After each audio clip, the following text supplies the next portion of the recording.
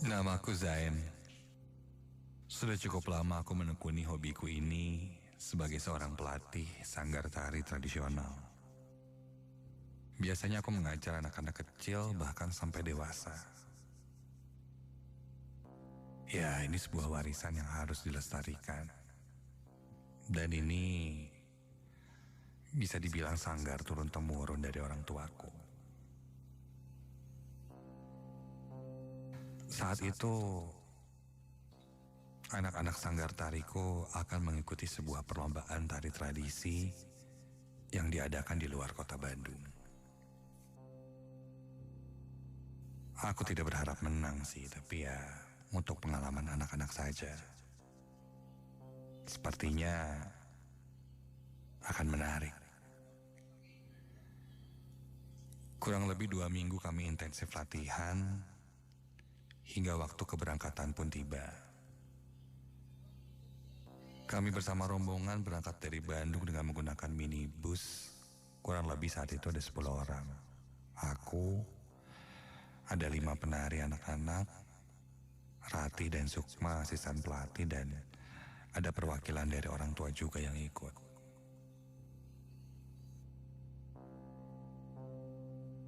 Kami akan menuju ke daerah Cirebon karena perlombaannya akan diadakan di sana. Kami berangkat malam hari dan berencana menginap di sana. Ada sebuah wisma yang aku sewa.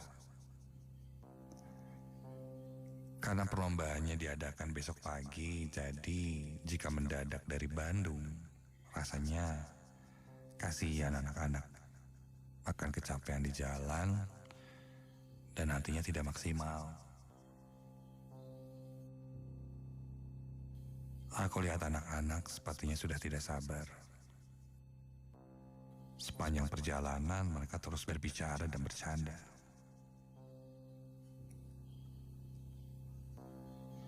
Sampai sekitar jam 9 malam lebih, mungkin hampir jam 10 kami sampai di wisma yang aku sewa. Aku menyewa wisma itu karena menyesuaikan dengan budget. Wismanya sederhana dan jika dilihat sih memang bangunannya sudah tua sekali.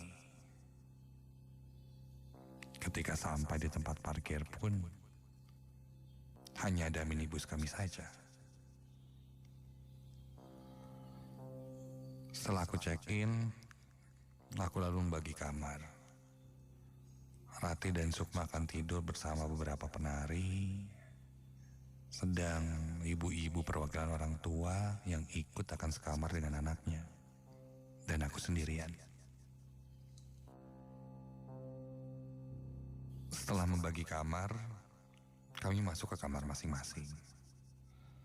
Sebelum masuk kamar, aku bilang, anak-anak istirahat yang cukup, jangan begadang. Persiapan buat besok. Oke? Mereka pun mengiyakan. Sebelum aku ke kamar, Sukma berkata padaku, dia menitipkan koper yang berisi baju-baju tari dan kebaya untuk disimpan di kamarku saja, karena di kamarnya terlalu sempit. Aku lalu diantar salah satu pegawai wisma yang ada di sana menuju ke kamarku.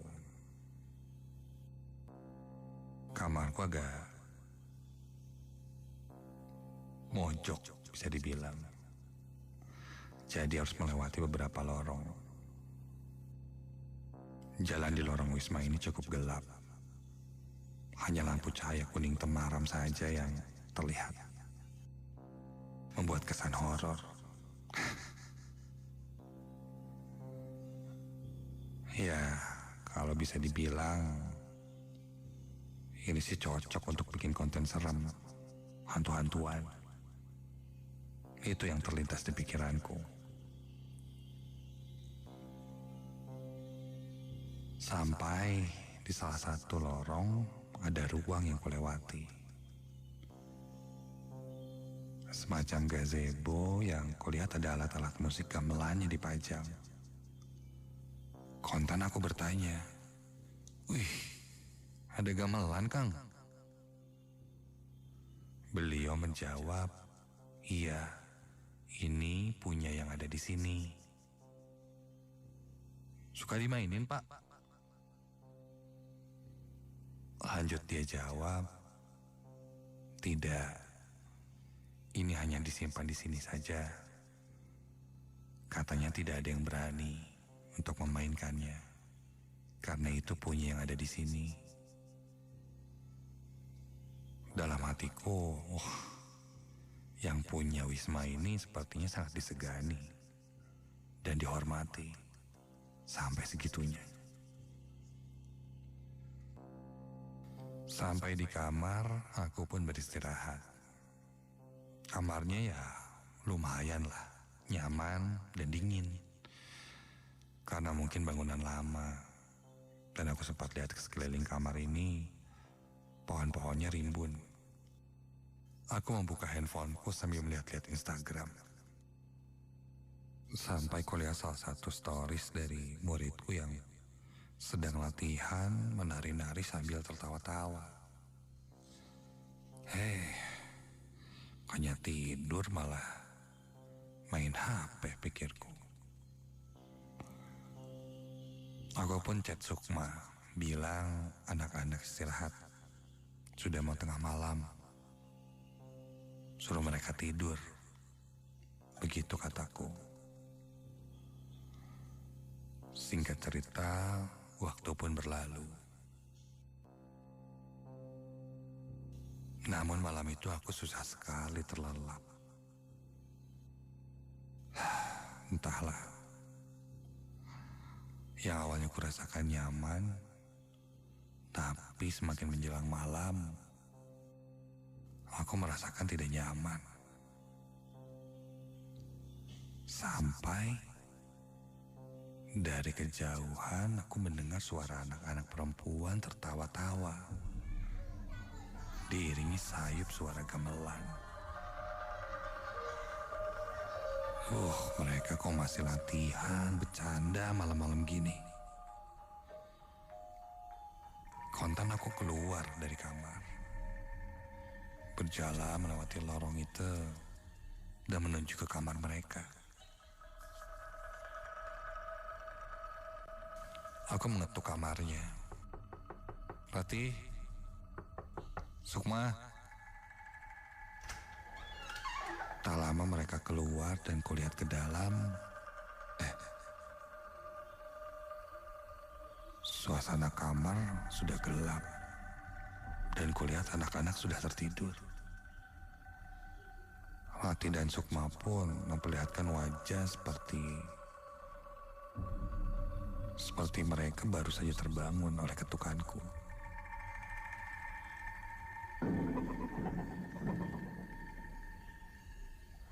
Padahal aku jelas mendengar suara gaduh dari dalam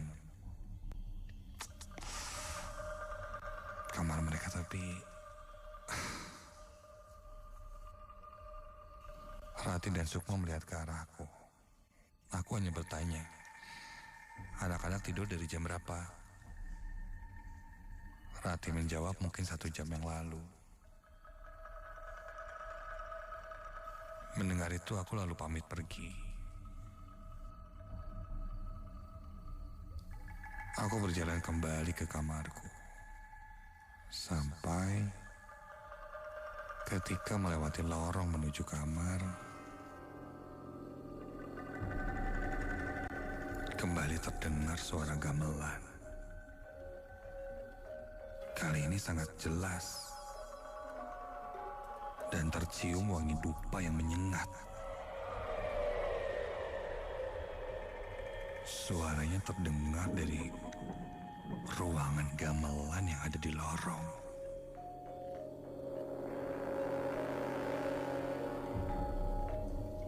Mau tidak mau, ketika aku harus kembali ke kamar, aku pasti melewati ruang gamelan itu.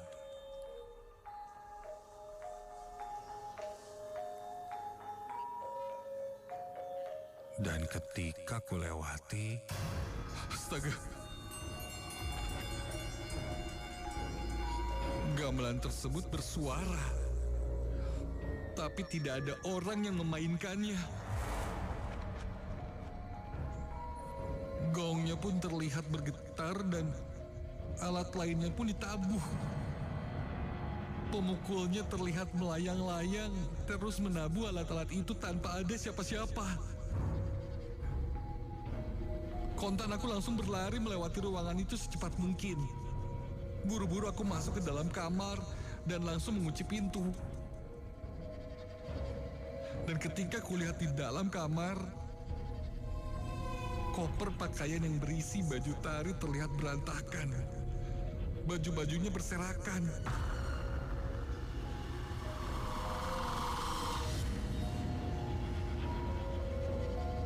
Aku hanya terdiam, terpaku, dan ketika kusadari ada yang berdiri di dekat koper yang berserakan itu,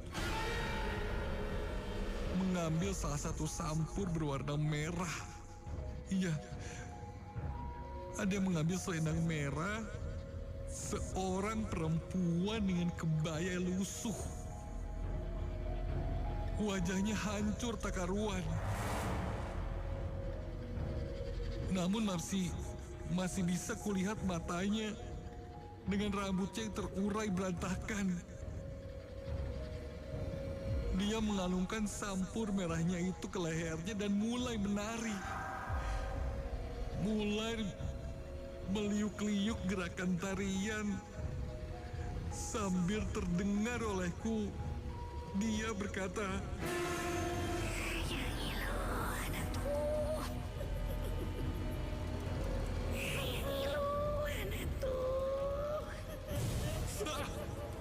aku langsung keluar dari kamar berlari sekencang-kencangnya. Sampai akhirnya aku bertemu pegawai Wisma yang berjaga di depan.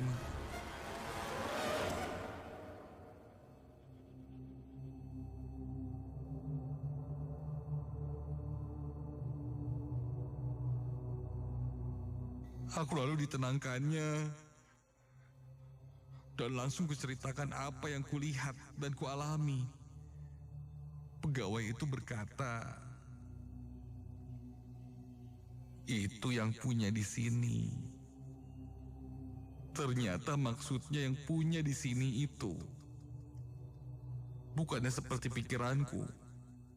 Bukanlah orang yang punya Wisma ini, tapi sosok gaib yang ada di situ. Dan bilang kalau sosok tersebut biasa disebut si Nyai.